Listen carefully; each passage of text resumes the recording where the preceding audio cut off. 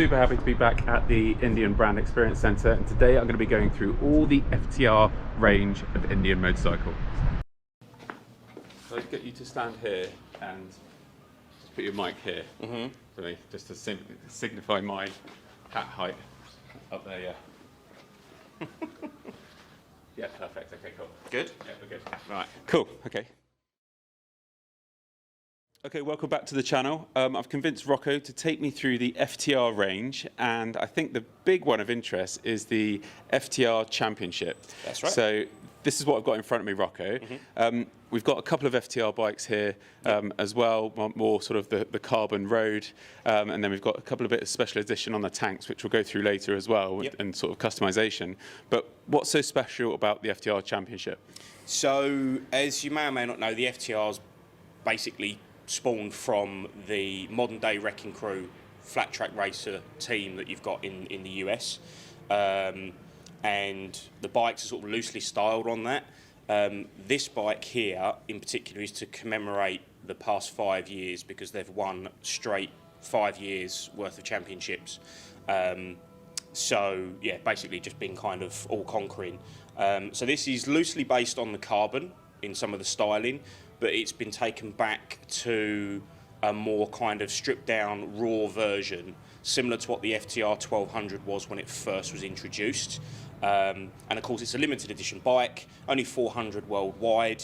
For the UK, only 14 of those bikes are coming here, and I believe about 8 of those have already been sold. So this is pretty rare, and in terms of limited editions go, this is, you know, it's not something Indian do very often, and certainly when they do limited editions, this kind of number is very limited. So this is one of 6 left available? I believe so, unless someone wow. sold one in the last 24 hours. Okay. Yeah, that should be pretty much it. We're lucky enough to have one here, but yeah, they're normally kind of order only, and a lot of them were sold before they've made it into the country. Sure. So when did it come into the country? When did it arrive? So we literally got this here, I think, last week. It was over at our Welling branch, because that's where we get a lot of our deliveries first, and then it came over to us.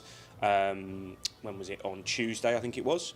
So yeah, then straight in the showroom. Obviously got it on display here, because we have one of the race bikes, as you've seen before, downstairs, which is the closest thing you can get, you know, to that.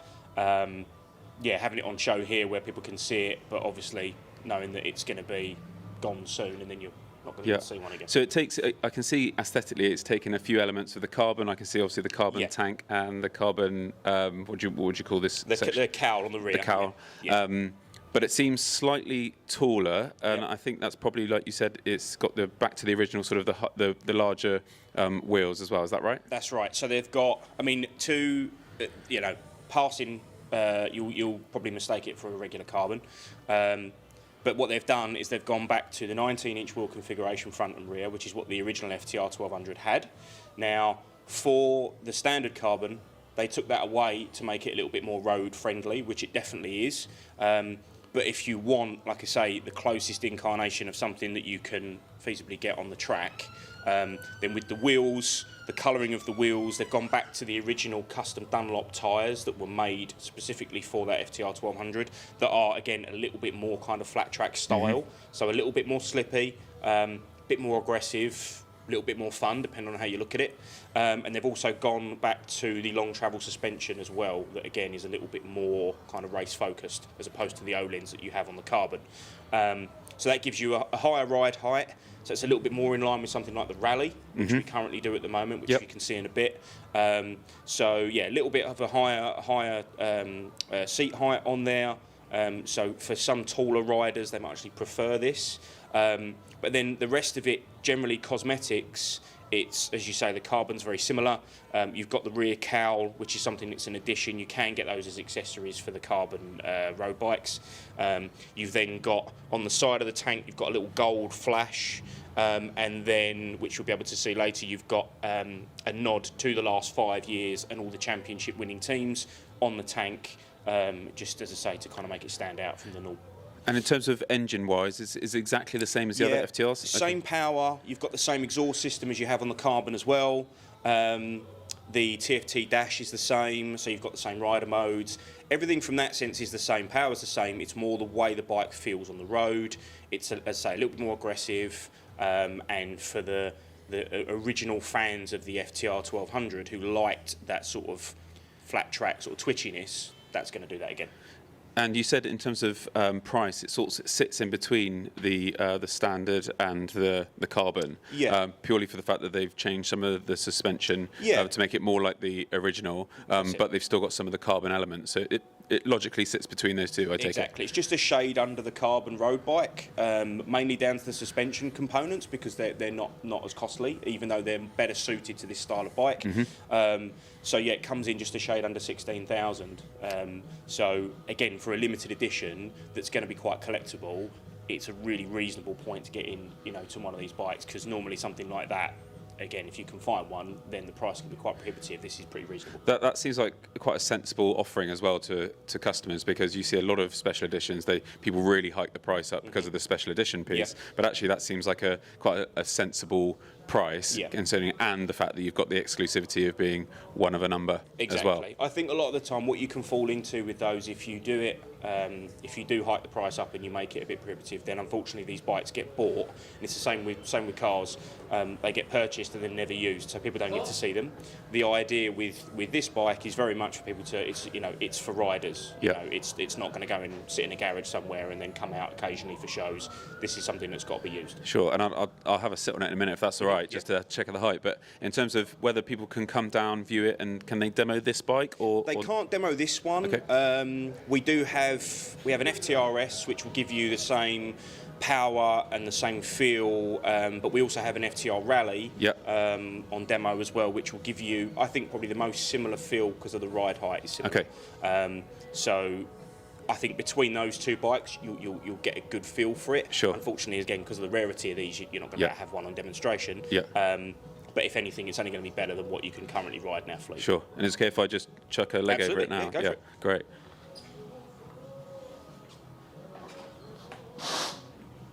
So I'm 190 centimetres, and this feels really comfortable, actually, because when I took the Chief out last time, I actually found getting up off the bike quite difficult for me. For low, I know a lot of people, big guys, like the cruisers, but I think I quite like this style of bikes. It allows me just to have a slightly sportier feel. And this is what, 5mm a centimetre taller than the other FTRs, do you think? That's what it feels like. So yeah, it'll be the same as what the Rally is. You've got 35mm difference in the seat height. Now again, you can customise it depending on what seat you go for, so you can adjust those slightly. But yeah, how they come from the factory, you've got 35mm difference, and for someone of your height, that can make the difference for it being a bit more comfortable and a little bit more, you'd be a bit more confident with it as well, depending on what you're doing with it. Yeah, it feels nice. It does feel nice. It feels very light as well. It feels like the weight is maybe quite held low down. Yeah, with all FTRs, because obviously this here isn't actually the fuel tank. The tank is under the seat. So because the bike, obviously the ethos of this bike is a lot different to what Indian have traditionally done. So making sure that the weight is low down, the centre of gravity is lower, that is all important given the type of bike it is, it's supposed to be. So stuff like that is all part of this. And we spoke briefly about the customisation that you can do on the tanks. Can you do the same on here as well if you wanted to do that? Yeah, I mean, we've had less people, obviously, with the carbon, because it's obviously part of, it's part of the aesthetic of the bike, and it's part of what you're paying for. But if you wanted to change it, you could. If you wanted to, absolutely. And we'll see that with some of the other bikes, that we've got here. But yeah, you can, because obviously with the tanks, these are just big airbox covers, so these can be taken away and you can interchange them with other stuff. And the customisation with FTR is kind of creeping back up again, whereas with the other bikes, there's a lot of custom parts sort of right off the bat, because FTR is different. Most of these we tend to find people take them kind of as is, and then there's a few little aesthetic changes that come later, because the mechanics of the bike and how they perform doesn't really need a lot of changing. And I suppose as a limited edition, you probably want to keep it as standard as possible to keep that sort of feel. I would think so. I mean, if someone was to buy one and then mess with it, that's fine. I just recommend they keep all the old bits. Yes. As I say, I think it's probably going to be quite a sought after asset to have later on. Yeah. So yeah, you wouldn't want to change too much, I don't think. Yeah, I've got a box of bits in the garage that I need to put onto the bike at some point. Exactly. If I can work out how to do it. Just to make sure. Great. Should we have a look across into the other FTRs just for comparison? That'd be great. Yeah. So Rocco, this is the FTR Carbon. So slightly more sportier, it seems, from just looking at the seat and different areas visually. Yeah, so it's straight away it's lower down than what we've just looked at, so it gives you a little bit more of a kind of street feel. But you've got the different wheel set up on this one, more obviously street-focused tyres, and you've got the Öhlins suspension on here as well, so that again, more premium and a lot more adjustable. You've got a different seat on here as well, so this is the sort of performance seat. A little bit more comfort, a little bit more styling to it. This obviously you can see where the pillion is, but you can add that sort of cowl to it if you want to as well, which again you can take on and off, so you can keep it as an accessory. So similar to the Championship, just a bit more road focused, and a little bit more friendly and lower. So yeah, I mean, I don't know if you want to compare. Yeah, I'll just jump on. One, yeah. But you should notice quite a difference. Yeah, so it definitely feels lower. Definitely, I prefer the limited edition in terms of height, but the seat is comfortable, I have to say. Yes. On this, yeah. The seat is nice on that one. It's the standard seat on the Championship. The seat is nice on that one, but again, it's something you could make changes for if you wanted to. But visually, I do like the aesthetics of the limited edition. That looks great. The Carbon was based on the race bike already anyway, so the Carbon with the red frame, and the sort of traditional Indian logos on the side, that was already part of that 750 race bike that we've got downstairs. Yeah, and I think that whether you get the extra value with this is purely on the Öhlins suspension. If you literally look at it on paper, that's where the difference in pricing is. Okay. So they've been, I think, quite generous in terms of the way they've priced the Championship because of its limited availability. But as we work our way through the range, the difference in the pricing for all of these bikes, everything that's added onto them really does make up for that price difference and then some. So if you were to look at the difference between, for example, an S that we'll look at next, that is essentially this bike minus the Carbon and minus the suspension, the difference in the price is more than made up for with the parts you get. Okay. So this is the one below the Carbon. Okay. One of the the normal bikes you can purchase all the time. Okay. Same setup in terms of the height, the tyres, the wheels. But what you're losing, I guess, compared to the Carbon, is the carbon fibre work. The seats, just the standard seat, and then you don't have the Öhlins suspension front and rear. Got it. So for the it's literally £2,000 difference. Yeah. I think the Öhlins suspension is worth just a little bit more than that anyway. Sure. So say for what you gain with the Carbon compared to the S, if you like that stuff, it more than pays for itself. This is the only one in the range that you can get in more than one colour. So this is the maroon with some of the red accents that match around the tank and also the wheels. And then we've got one on demo. It's a white and black version. Okay. But again, we've got someone who's buying one of these, and they're going to change. They're going to change the tank covers and paint the mudguard. Just to get it all how they want it. So it's quite easy to do. And no change between the engine throughout the range? No, all of the FTRs are all exactly the same in terms of the performance. Okay. The only thing that really makes a little bit of difference is the exhaust, because on the Carbon and this bike and also the Championship, you've got the aquaponic exhaust. Yes. Okay. Got it. Okay, Rocco, so this is the FTR, so this is the entry level. This is the standard model, yeah. Okay. So this bike here is just a little bit over just under 12,300. Okay. So again, working our way down the range from the S model, what you lose mainly with this is because you have the analog tack on this one as opposed to the digital on the S and the Carbon. You lose then the rider modes. So the rider modes that allow you to adjust, wheelie mitigation, the traction control, just generally throttle response, all that kind of stuff that's all changed with the mapping of the bike, that's all gone. So you just have the standard mode the standard power. You also lose the Agropovic exhaust, so you've got the standard exhaust on here. But again, the difference in what you can add and take away, the difference in the price more than makes up for it. Sure. So you're not losing out in any way. What we've done with this one, just to kind of jazz it up a little bit, because we have these artist-inspired airbox covers. This was something that Indian did. They collaborated with a few different artists in the States, and we've got a few of them here on display. These are interchangeable, so you can buy these as well as some more standard-looking ones from Indian, and they can be changed quite easily. Because although you've got the filler cap is here on the tank where it looks, the actual fuel tank is under the seat. So this is just a big airbox here. So these can be taken off quite easily.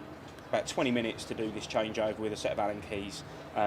And yeah, you can freshen up the bike quite nicely. You can also buy some plain ones and you can have them wrapped or hydro dipped or do whatever you want to do with them really. And it's just a really easy, relatively cost-effective way of customising the FTRs. And is that a bespoke thing that you organise here at the store, or do you direct to other people? It completely depends on what you want to do. Obviously, these are supplied through Indian dealerships, and then you've got through the configurator, you can see some of the more standard options, so just different colours with Indian logos on them. Those can be ordered through us here, and they literally arrive in boxes, the same as those ones up there. And you can either change them out yourself, or we can do it for you here, or any one of your service teams. It's not a difficult job. And if someone fancies a little bit, it's one of those easy things to do if you want to do a little bit of home customisation. Sure. But you're not particularly savvy around a bike. Yeah. It's the sort of thing you can do quite easily. Yeah, I can see people really going to town with the designs on these. Yeah, I people have done. Great. You know, customising them themselves, say a bit of graffiti on them maybe. It's kind of up to you what you want to do. Obviously, these are, say, the artist-inspired ones, but they were given kind of free rein to design something. We made a few of them, had them in our stores, and it's just nice to show these off because a standard FTR just comes with a matte black tank with Indian written on the side in red, which does look quite good. But if someone wanted to just set it off slightly but didn't like the carbon or didn't want the colour schemes that you've got on the S's, it's just a really easy way to lift the bike, make it your own without spending too much. And this is it says on the lowered seat, so is this the lowest seat height as well for the range? So this will be similar to the Carbon and the S in terms of normal seat height. But we also have a rally demo here, which I'll be happy to show you. It's just outside. Yeah. Okay, great. Good minute, Harry. So Rocco, we've come out to the new, is this like the new parking area now? This is our parking space, so yeah, anyone who's coming down to see us, it's just on Holland Road as you come down a little bit from the showroom. Yeah, great. Normally we have the demos out here where they're permitting, so you can normally see that, this is where to park. Sure. Because if you go right outside the showroom, you can get a ticket. So we've been warning people. This is where we've got our fleet of demos out at the moment. So one of which, as discussed, is the rally version of the FTR. Kind of almost off-road sort of focused. I mean, it's not a full-on adventure bike, but it gives you a nice little bridge into that sort of style. Yeah. Pirelli Scorpions, I can see. Is that right? Yeah. So you've got, the sort of more off-road focused tyres, but still very good, very user-friendly on the road. You've got the more kind of traditional-looking brown seat. With the matching stitching for the tank. This is like a satin sort of titanium silver, but you've still got the nice little red accents as well on the Indian logo that go with the wheels. Yeah. Same exhaust as the standard bike, same dash as the standard bike as we've discussed.